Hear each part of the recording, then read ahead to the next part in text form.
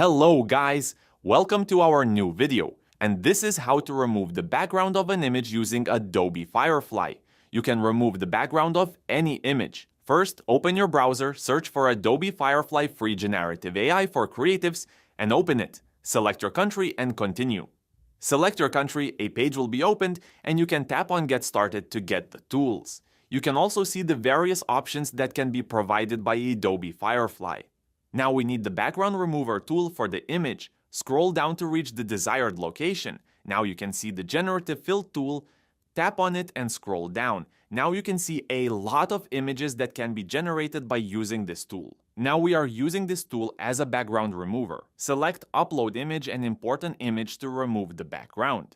Import an image from your device and continue. Tap on the Remove button on the left mid side and tap on the Select Background to remove the background. Now that the image background is removed, click on the download bar on the top right to get the image. By following this tool, you can remove the backgrounds of any image as you want. This tool is very fast and accurate. If you found this video useful, please like and subscribe. Thanks for watching. Thank you.